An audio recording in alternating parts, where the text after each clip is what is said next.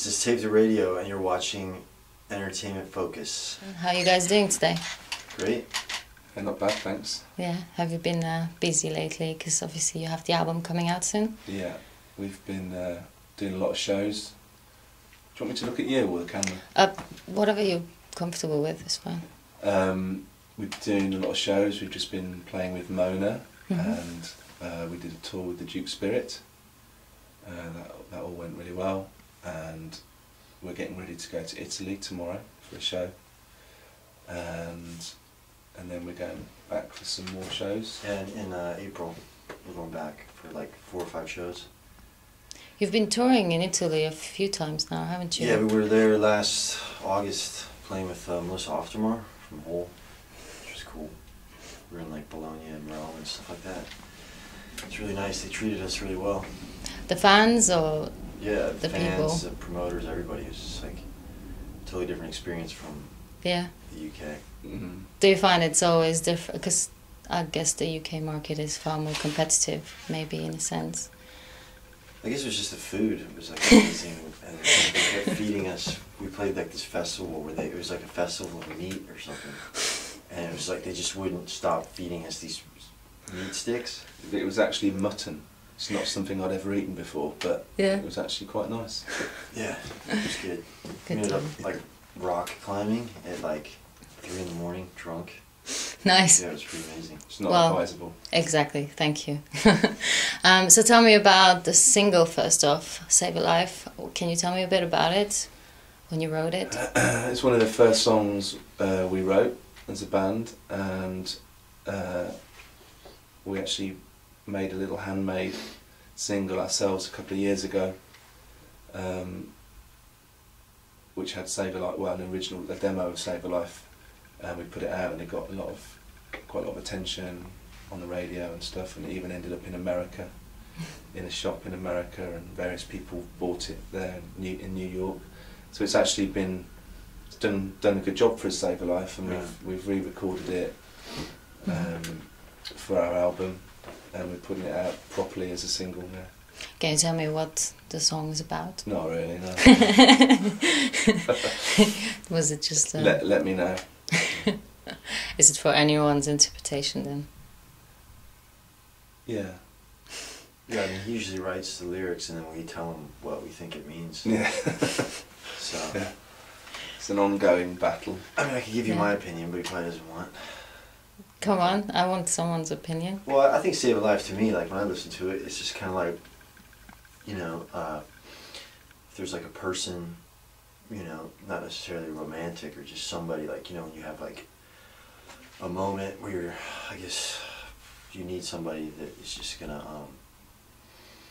help you, I don't know, sounds cheesy, but like, you know, get through something. It's like, in my mind, it's like, if I was with you, I'd save a life, and it's like the life you're actually saving is your own life. You know what I mean? Like, not like if I was there for you, I'd save you.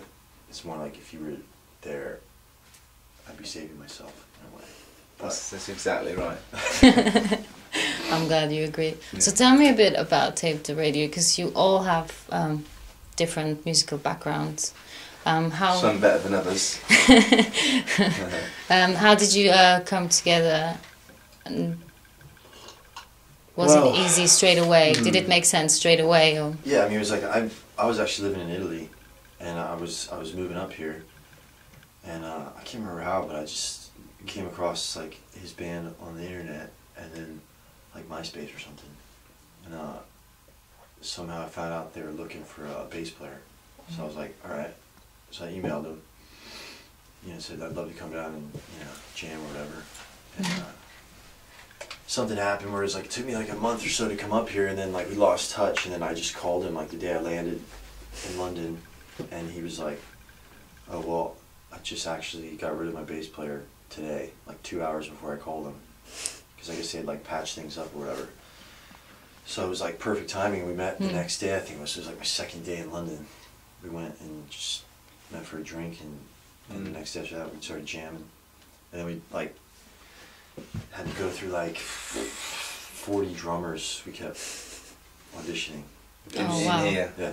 Which if we would have filmed that, That would have been really that would have good. been like the best movie ever, because it was just like, Few You know those moments. '80s movies where they come out of like the dressing room and they're like, no. Yeah. Yeah, that's. You could have done like It was an like- X Factor type of thing. No, dude, no. There was like some serious weirdos. We should have documented it. But anyways, then Quite a lot of disillusioned yeah. people. No, that's the wrong word. Delusional. Yeah, delusional. And I also, think- Like, you'd we be were like jamming, disillusioned. you'd be jamming, and it was horrible, and then you'd be like, sweet guys, that sounds good, and you're just like, good. No, it didn't. you got to the point where I It sounded think, horrific. you got to the point at the end where it was like, we wouldn't even finish a song. There was one guy, I remember, we like got halfway through the song, and we're just like, this isn't working. He was literally here for like 30 seconds. It was that bad. Because you start off being, because I You're like to friend, think of yeah. myself as very quite polite, really. So you start off, oh, how you doing? Want coffee? And then after like 20 people, you just have You to just start, don't care you know, anymore. just get rid of the niceties, really. So we were quite abrupt. And then we towards got the end. Brian, Mhm. who was his friend. He was just like between bands or whatever, and we were just like, "Can you just come down and help us out so we don't go crazy?" Because he's an amazing drummer. Like just so we can hear if we're any good. Because you know it's Yeah. hard to tell like with all these other dudes, and then he just sort of. Do you start doubting yourself? Well, it was just like we didn't even know what we sounded like. Because like one day we sounded like thrash band with some dude doing like double bass, and it was like so he came down and we just sort of sucked him in. Yeah. To be our drummer. Oh, so you just basically just, yeah. Because he was like, "Oh, Got I'll him help too. you guys," and then like 2 years later, he was like, "Oh shit, I guess I'm in the band." Yeah. So That's a good I'm deal. still not sure if he's aware that he's actually in the band. No, I think sometimes he gets confused. And the album's coming out as well in April. Mate. May, sorry. Yeah. I'll edit that out. It's Yeah. fine. So the album's coming out in May, Yeah. and I think it's been a long labour for you. Yeah, it's been quite a long gestation period.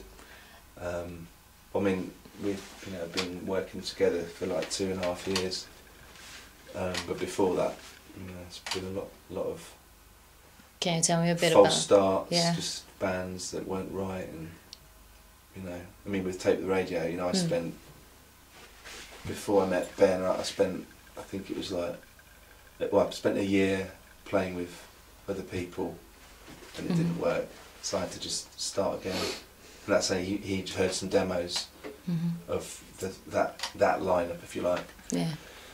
So I had to change that. Did you have a precise idea of where you wanted the album to go then?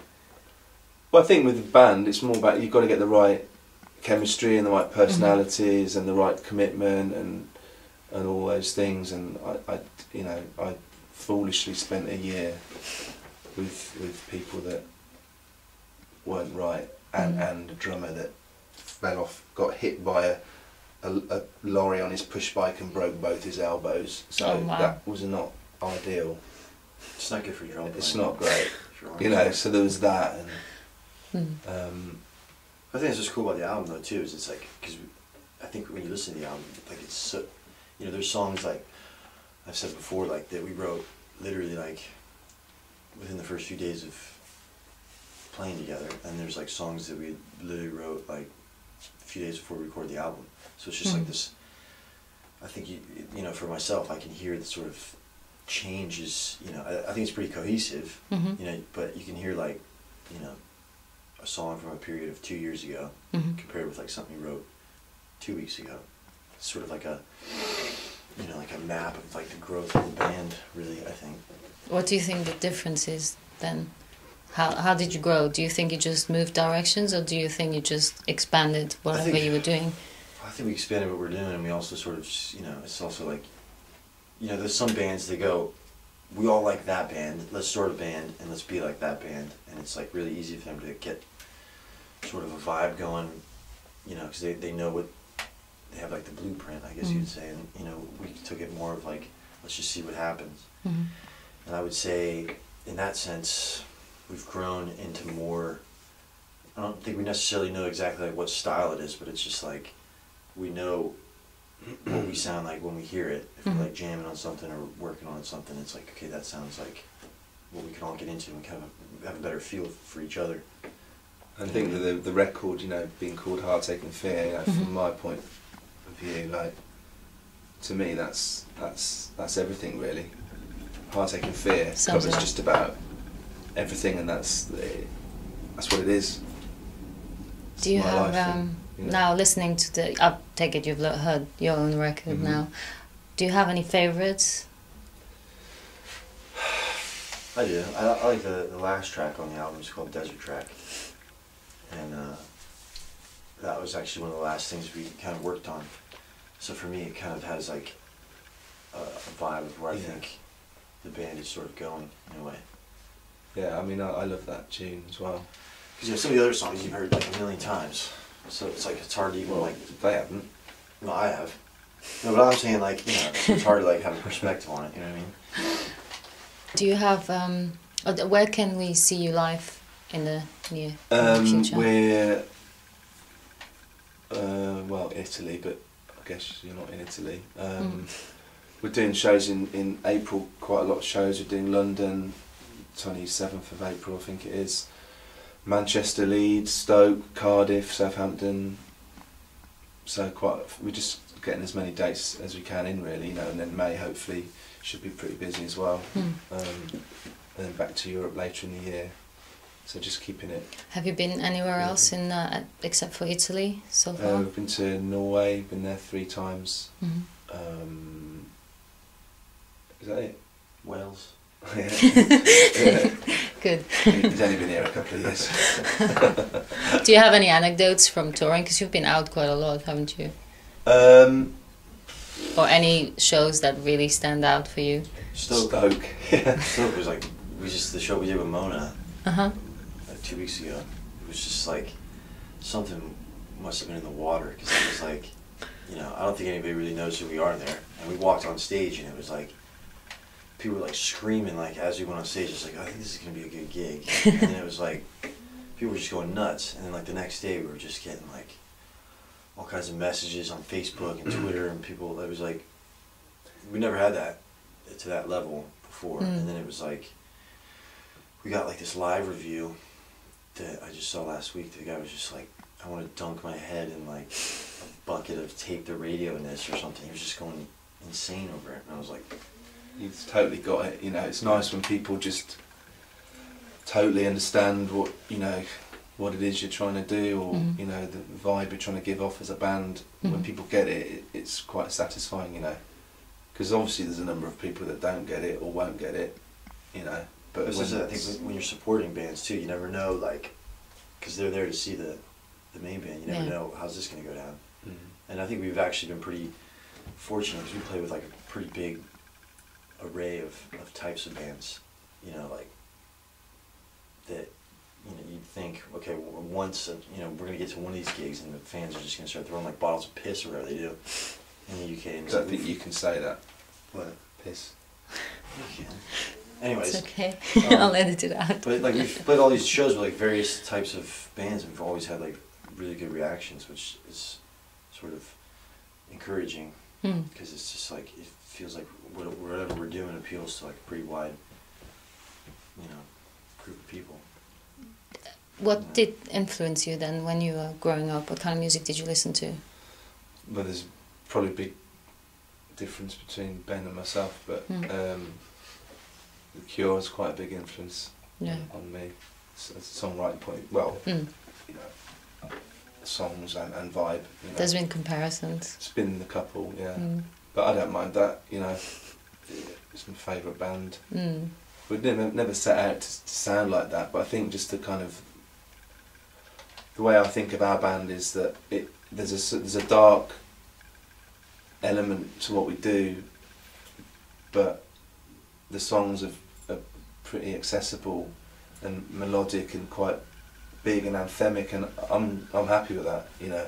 But I like the fact that there's a darker, moodier vibe to what we're doing, because that's how we feel really, and I think that's what takes time. I think just developing your sound and the atmosphere of the group, you know, and that takes time. But I think we're getting there. You know, I'm happy.